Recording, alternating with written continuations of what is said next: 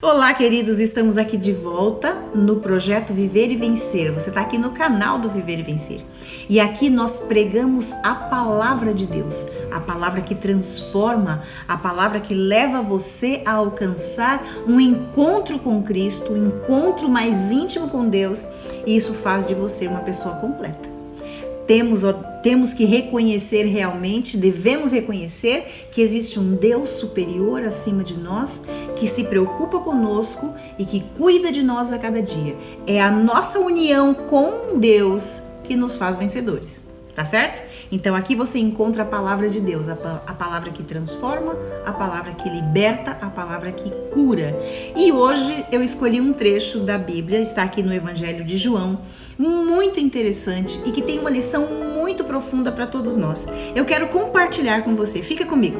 Assiste então aqui o vídeo até o final e você vai conseguir entender que mensagem poderosa existe neste trecho das Escrituras. E aqui diz assim, você vai encontrar essa história no Evangelho de João, capítulo 2, e a história está dos versículos 1 até o versículo 12. A história é sobre a transformação da água em vinho, o primeiro milagre que Jesus operou. Isto aconteceu nas bodas lá em Caná da Galileia. Então, o que aconteceu? Maria, mãe de Jesus, recebeu o convite para ir ao casamento de um membro da sua família. E ela então falou para Jesus e disse: Jesus, venha, traga os discípulos, vamos todos para esta festa, vamos todos para este casamento. E Jesus então aceitou o convite da família e quis então estar presente, quis poder naquele momento participar, contribuir com a alegria de todos que estavam ali comemorando o casamento. E Jesus foi com os discípulos. E aqui diz o seguinte: 3 dias depois houve um casamento em Caná da Galileia e achava-se ali, como eu já disse, a mãe de Jesus. Jesus também foi convidado com seus discípulos para o casamento. E aconteceu uma coisa inusitada, inesperada e infelizmente muito ruim nesse casamento. Tá aqui no versículo 3. Tendo acabado o vinho, a mãe de Jesus lhe disse: eles não têm mais vinho. Queridos, eu não sei quantos de vocês que estão me ouvindo já deram festas, já fizeram festa de casamento, de aniversário, festas comemorativas, de formatura, todo tipo de festa nós fazemos, né? E nós aprendemos mesmo de festas, porque Deus é um Deus que gosta que você comemore. Ele gosta que você festeje as suas vitórias e as suas conquistas. E este casal então estava se casando. E como você sabe, toda festa que a gente dá, a gente quer atender os convidados da melhor maneira possível. A gente gosta de ter muitos convidados, né? De chamar todos da família, todos os amigos, as pessoas que são autoridades para nós. A gente gosta que essas pessoas estejam conosco festejando. E nesse casamento não foi diferente. E como eles também queriam atender as pessoas da melhor maneira possível, porém aconteceu um problema que eles não contavam. Aqui diz que o vinho acabou, eles não tinham mais vinho. E eu quero que você pare comigo e pense um pouquinho. Lembra da última festa que você fez aí? Faz uma retrospectiva na última festa que você fez ou na última festa em que você participou, estava presente. Tinha tudo que você precisava? Você estava bem servido nessa festa? Você que deu a festa, fez uma festa em que você conseguiu suprir tudo aquilo que você quis fazer pelas pessoas? Ou seja, se você quis dar um jantar, você tinha o suficiente? Se você quis dar um coquetel, você tinha então todos os salgados e canapés e tudo o suficiente? Tinha suco o suficiente? Tinha refrigerante o suficiente? Eu não sei que festa você deu, mas você tinha tudo o suficiente? Nós temos sempre aquela mania, né? Nós queremos ter que sobre, mas nunca que falte. É preferível investir um pouco mais e ter sobrando do que, infelizmente, alguém chegar e dizer: acabou.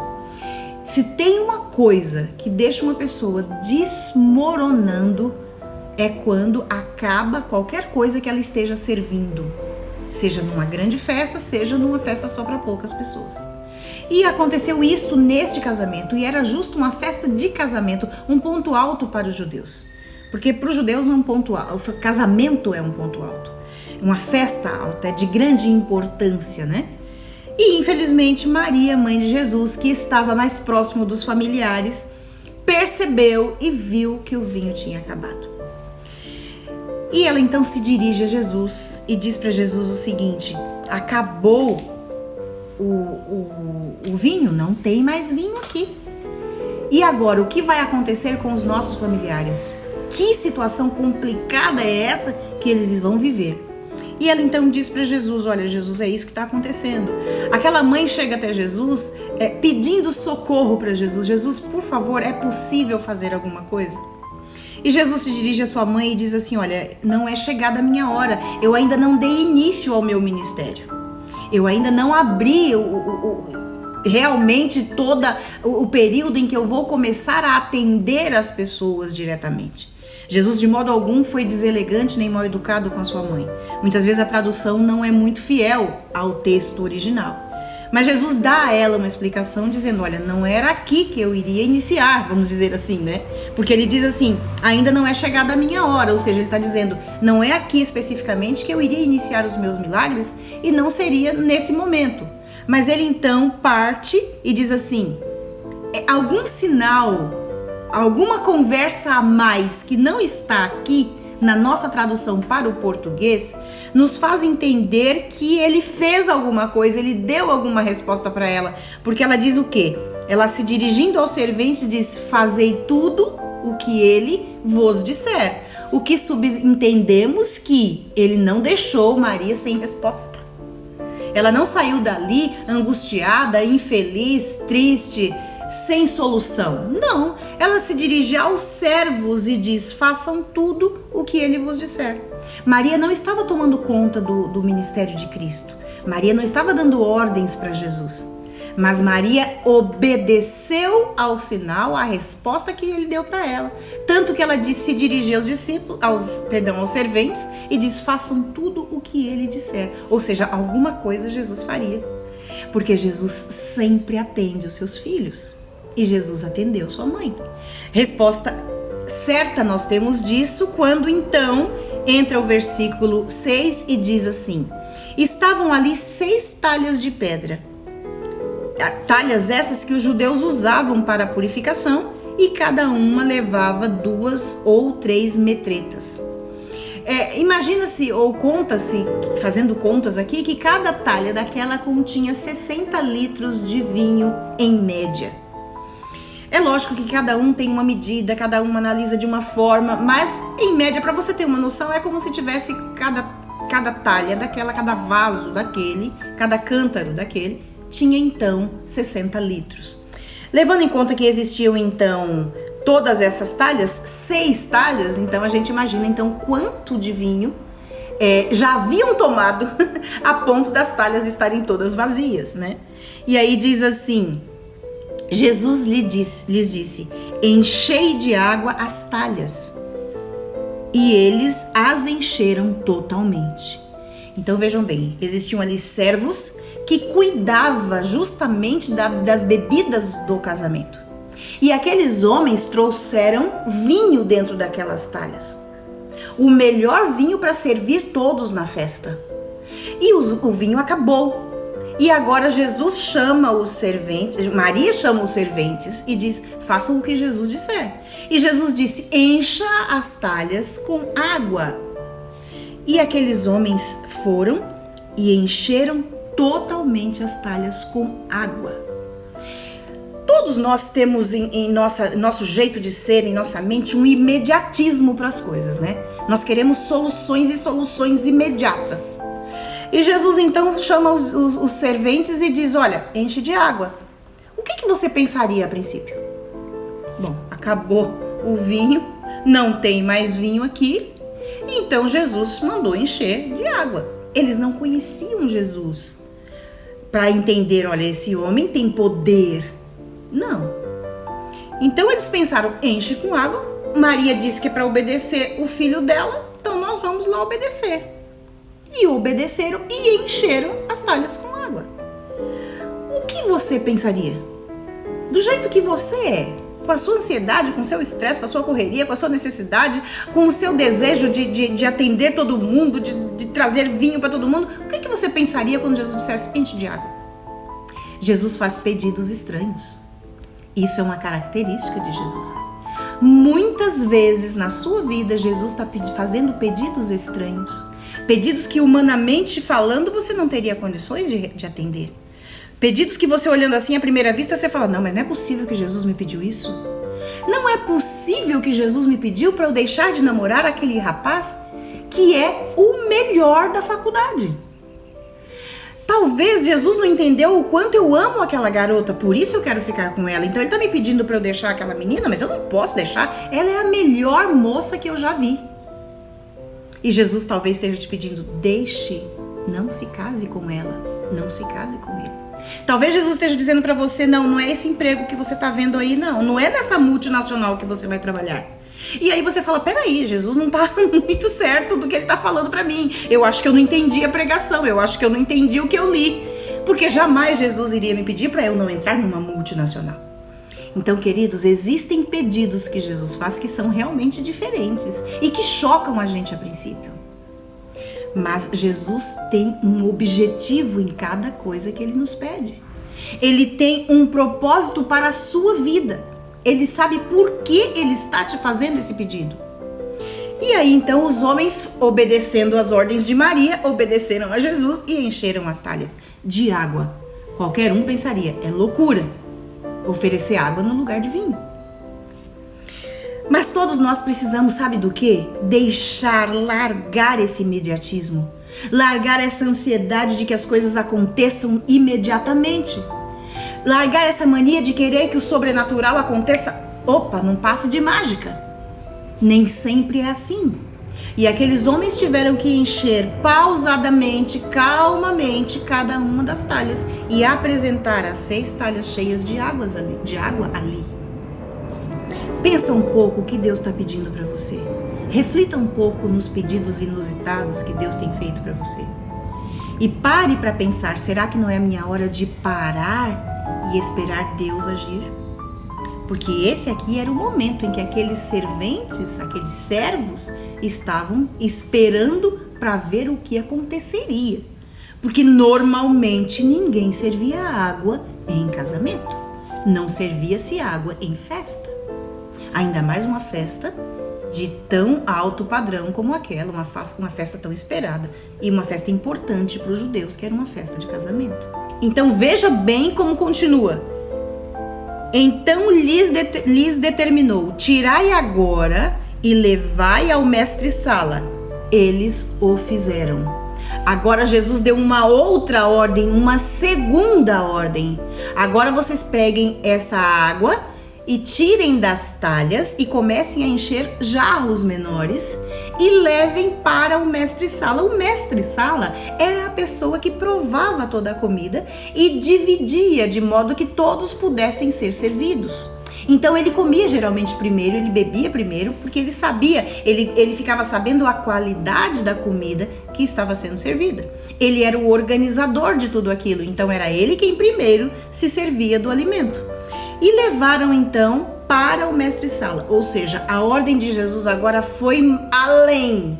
Agora era para pegar a água das talhas e encher as pequenas jarras de onde seriam servidas as pessoas. Queridos, deixa eu dizer uma coisa para você. Até esse momento aqui era água. Nós lemos lá em cima. Eu disse a você que é o milagre da transformação de água em vinho, mas até esse momento, depois do apuro de não ter vinho, depois de encher as talhas de água, depois de encher as jarras de água para levar para o mestre-sala, era água. Não era vinho.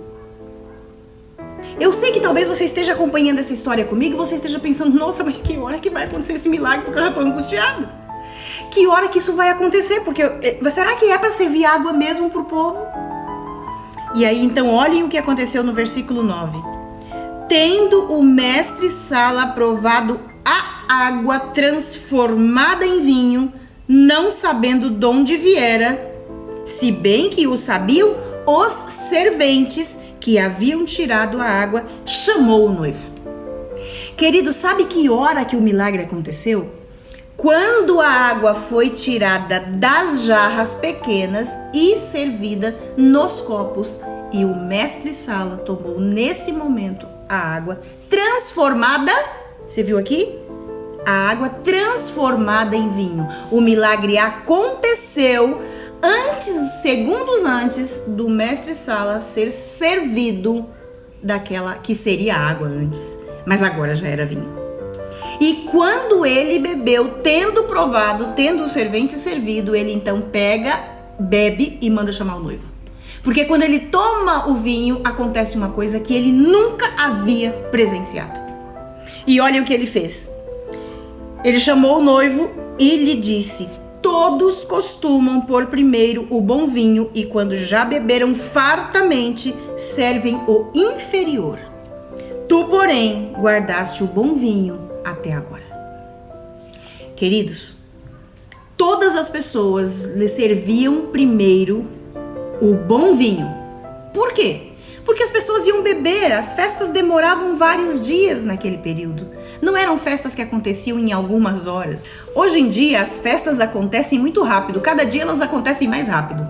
Você vai numa festa de casamento que acontece 30 minutos de cerimônia, 2 horas de festa no buffet, acabou. Neste período, as festas demoravam dias, de 8 a 15 dias uma festa.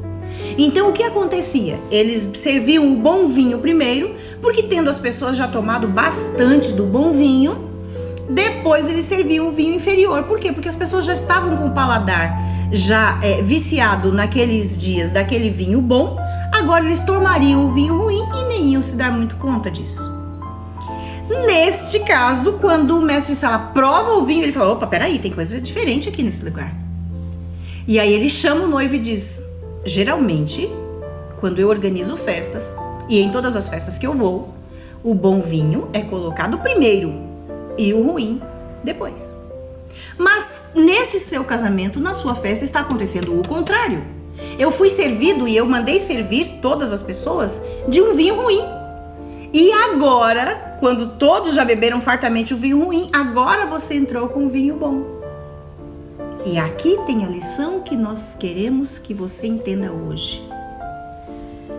Quando Deus está na sua vida, o bom vinho sempre vem depois. Jesus não serve o vinho ruim primeiro. Jesus serve o bom vinho depois. E agora eu quero falar com você e com o seu casamento. Muitas pessoas nessa festa presenciaram este milagre. Aqueles noivos passaram a ser conhecidos de todos nas circunvizinhanças da Galileia.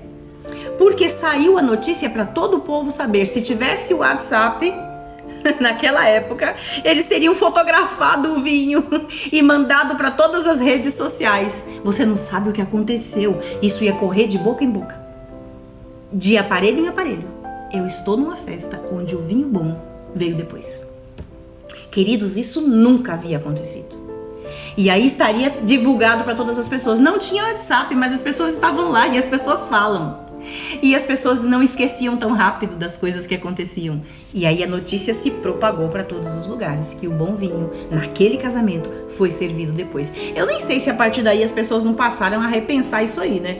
Peraí, acho que eu vou fazer igual naquele casamento lá que Jesus estava. Vou deixar o bom vinho para depois. Você sabe como são as pessoas, né? Ninguém quer ficar por baixo, né? Então talvez, a partir desse dia, se colocou uma nova regra. Deixa o vinho bom para depois. Não sei, tá? Isso é uma coisa da minha cabeça. Mas vamos lá. Dentro de um casamento, dentro de uma situação de relacionamento, o que também é muito comum as pessoas dizerem? Ah, no começo tudo é flores. Ah, lua de mel. Depois acaba o mel. É tudo flores, depois tudo às vezes se torna em espinhos. Viram? As pessoas estão acostumadas a isto. Você vai casar, no começo vai ser tudo bom, depois com a convivência isso vai para uma situação que muitas vezes se torna insustentável. É isso que as pessoas falam, é isso que as pessoas às vezes até esperam de um relacionamento. Sabem que faz alguns anos já, mas eu recebi um convite de casamento, chegou aqui para nós, de um casal que ia casar. E no convite dizia o seguinte: vamos ficar juntos até reticências.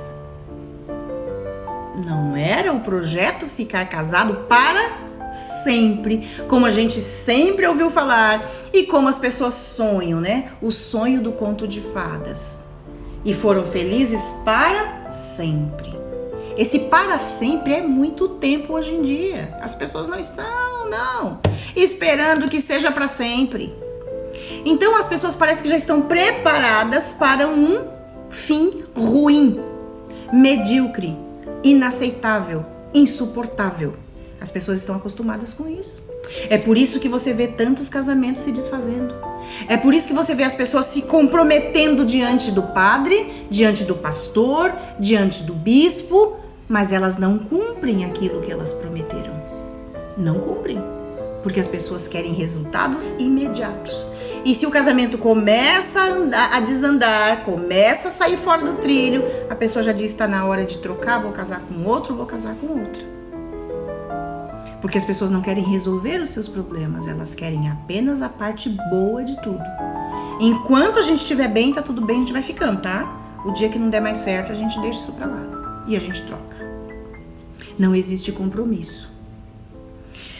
Neste casamento aqui, as coisas começaram bem também. Começou tudo bem, a festa já ia. E a alta festa, o vinho, queridos, o primeiro vinho que os noivos compraram não acabou no primeiro dia. A festa já ia alta quando o vinho acabou. Ou seja, eles iniciaram um bom relacionamento, a festa fluía bem. Porém, depois de algum tempo, o vinho acabou. Infelizmente, um casamento muitas vezes começa bem. E eu digo infelizmente porque só começou. Mas depois começam a aparecer os problemas, o vinho acaba. E eu posso dizer para você aqui que muitas vezes está acabando a compreensão, está acabando a confiança, está acabando o compromisso, está acabando o cumprimento dos votos, está acabando a empatia, está acabando o cuidado, está acabando o zelo, está acabando a preocupação, estão acabando as boas coisas que devem estar num casamento.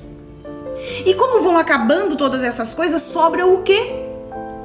Sobra, infelizmente, as coisas ruins. Porque coisas ruins sempre tem. Mas as coisas boas precisam superar as ruins. Mas quando todas as coisas boas vão acabando, vai sobrando apenas coisas ruins. E quais são as coisas ruins? Desconfiança, ciúmes, insegurança, palavras grosseiras, gritos, xingamento. Todas essas coisas ruins que destroem um relacionamento. E por isso eu disse infelizmente começa, porque é infeliz um relacionamento onde só se começa bem. Um relacionamento tem que começar, se manter e terminar bem, até que a morte os separe. Ou seja, até... Vamos para um passo melhor? Meu marido sempre diz, esse negócio de a morte separe não é bom não, né? Eu quero continuar mesmo depois. Depois, quando Jesus voltar na eternidade, nós vamos estar juntos também. Eu e meu marido, sim, porque eu já escolhi isso pra mim. E ele escolheu isso pra ele também, que a gente vai continuar juntos. E Deus com certeza ouvirá nossas orações. Eu creio. Nós cremos, porque nosso Deus é um Deus de maravilhas, um Deus de vitórias, e Ele sabe quais surpresas Ele tem reservado para nós. Mas vamos lá. Voltando aqui, planeta Terra chamando. Voltando aqui ao planeta Terra, as pessoas infelizmente começam e não terminam, e por isso é infeliz. Uma união que tem só um começo bom é uma união infeliz, porque não demora muito, tem alguém chorando, tem alguém morrendo, tem alguém sofrendo, tem filho sofrendo, e isso a vida se torna um caos. Mas quando a pessoa tem Jesus no casamento, aí as coisas se resolvem. Quando acabou o vinho, onde Maria foi? Jesus estava na festa, ninguém estava nem notando. Mas quando acabou o vinho, Maria foi imediatamente pedir socorro para Jesus. E Jesus disse para Maria de um jeito que a gente não entende muito bem como, mas ele disse para ela que ia fazer alguma coisa, tanto que fez. Então, num casamento onde tem Jesus, e Jesus é o centro da vida, o vinho nunca fica ruim. Porque Jesus tem sempre vinho novo para oferecer. Jesus sempre transforma aquele problema numa solução. Jesus sempre tira uma derrota e coloca uma bênção. Jesus tem poder para fazer com que você sempre beba do bom vinho. Isso vai acontecer no seu relacionamento e vai acontecer no relacionamento de todas as pessoas que buscarem a Deus em primeiro lugar. É por isso que aquela história de ai, não dá mais certo, vou largar. Ai, porque eu tenho que me separar. Ai, porque eu não consigo amar. Ai, porque eu não consigo perdoar. Deixa eu falar uma coisa pra você. Isso tudo pode ser resolvido. Não existe problema sem solução. O seu relacionamento vai mal? O vinho bom tá acabando. Então fala com Cristo, porque tem vinho melhor para você beber. E você ainda vai beber o bom vinho se você procurar socorro em Jesus. Se os dois procurarem socorro em Jesus, os problemas podem ser resolvidos. Não existe problema que não tenha solução, principalmente quando você busca o poder de Deus. Você precisa fazer a sua parte e Deus faz a dele. Maria pediu socorro para Jesus. Maria não ficou assim, bom, deixa eu ver se Jesus descobre que acabou o vinho. Não. Maria foi até Jesus dizer que o vinho acabou. Você já foi a Jesus falar do seu problema? Você já abriu o seu coração a Ele para que Ele possa te ajudar na solução dos seus problemas? Então você ainda não pediu socorro para a única pessoa que pode te ajudar. Jesus é o Senhor que pode todas as coisas. E você é filha dele, é filho dele. Você tem livre acesso a ele através da oração. Então busque a Deus de todo o coração e todos os problemas serão solucionados. E o vinho do seu casamento nunca vai acabar. O seu relacionamento sempre será prazeroso, sempre será feliz. E o seu lar sempre vai ser um cantinho do céu. Eu tenho certeza disso. É isso que eu espero que te aconteça, é isso que eu quero que você entenda. E é por isso que nós vamos orar. Combinado? Querido Deus e amado Pai que estás nos céus, existem muitas pessoas sofrendo em seus relacionamentos matrimoniais. Existem muitas pessoas querendo desistir do casamento, mas o Senhor é Deus. Existem muitas pessoas achando que o bom vinho já acabou, mas o Senhor entra sempre com providência e o Senhor sempre tem vinho bom reservado. Abençoa cada casal que está pensando em desistir, para que eles possam ter desejo de lutar pelos seus casamentos e que eles continuem casados para a honra e glória do Teu nome. É o que oramos em nome de Jesus. Amém. Queridos, aqui no projeto Viver e Vencer tem palavra de vida, palavra que transforma. Assista sempre o nosso canal, divulgue os vídeos e até o próximo sermão, onde nós vamos continuar falando da palavra de Deus.